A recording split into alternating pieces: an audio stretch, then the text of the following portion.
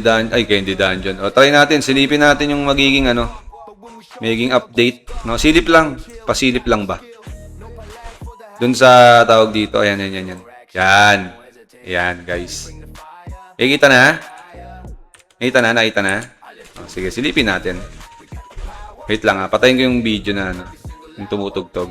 Op. Ayan. Okay. So, yan. Play natin yung video. So, yan. Update preview. Preview sa February. New map Volcano Dracas. Ayan. Open na daw sa Elsera Continent. Yan yung isa sa mga magiging update. So, ano bang meron dito sa new map na to? Sa Volcano Dracas. Yan yung itsura. Defeat the powerful bosses that appear here. Livitina and Drakajet. Okay. Yung mga boss na lalabas dyan. Okay, sa Dracas. Okay, and challenge yourself to obtain legendary weapons. So, legendary weapons daw yung drop. Uy, ito yung itsura. Bago nga, no? Oo. Ang ganda ng itsura. So, bagong-bago siya, guys. Ayun, tignan nyo. Hindi siya parang pag tinignan mo parang recycle map. Hindi. Bago yung itsura. Pero recycle yung monster, no? Okay. So, ano pa? Okay, so ito na yung trading post, no? Trading post integration.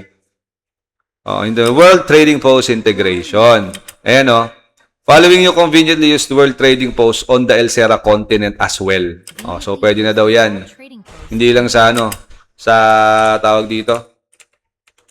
Sa Kransha, no? Meron na rin sa Elsera continent. Ano ba yung Elsera continent? Yun yung kung nasaan tayo, yung hindi natin nakikita yung ibang mga server. Okay? Kunyari, sa service, yan. Yun yung Elsera continente. Yung Kransha kasi, di ba, before, doon lang natin nagagamit to. Itong World Trading Post. So, sa Elsera, pwede na. Ito yung inaabangan natin, no? So, from Medea 1 to Medea 10, magkakaroon na tayo ng World Trading Post integration. Makakapag-trade na tayo. Tapos makakabili na rin tayo ng item galing sa M1. Makakabili na rin sila ng item sa atin. Okay? 1 to 10. No? Pare-parehas na yan, bossing. Okay?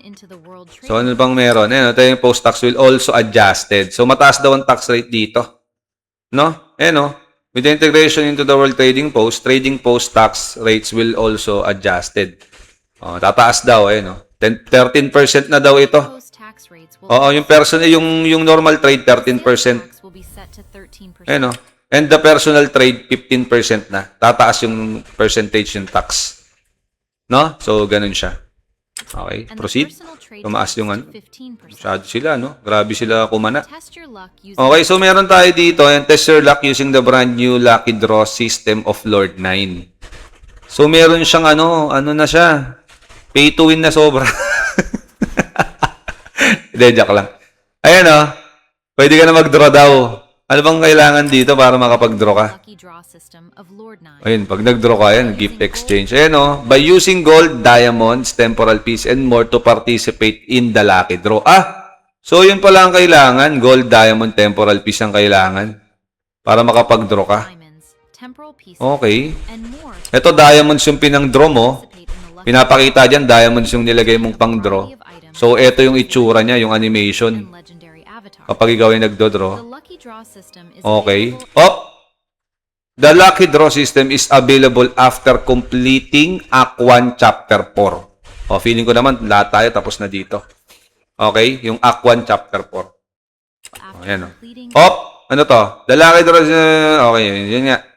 So, ito, guys, ano ba to? Avatar.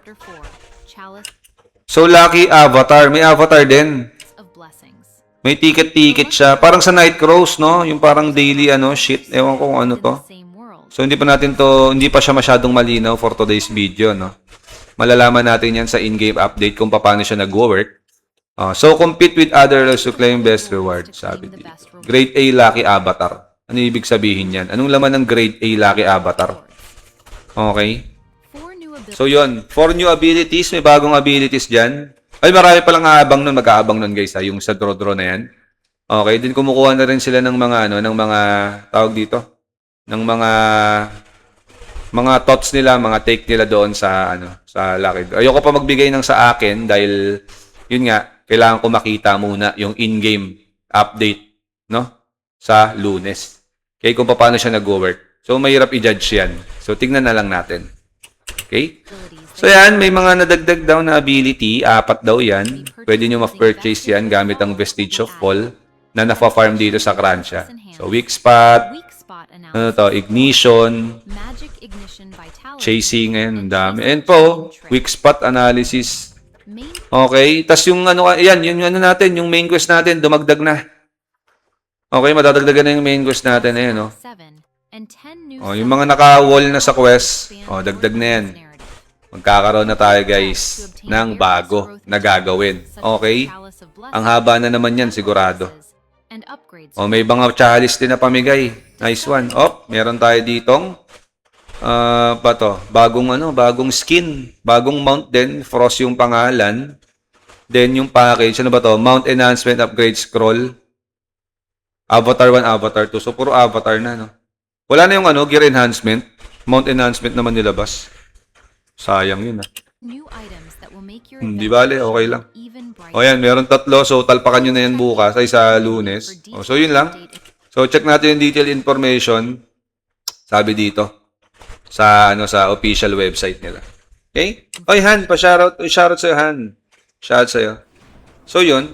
Yun ang sneak peek nila, no? Pa-sneak peek nila dito sa magiging update sa Lunes. Mga papi chulo. Okay?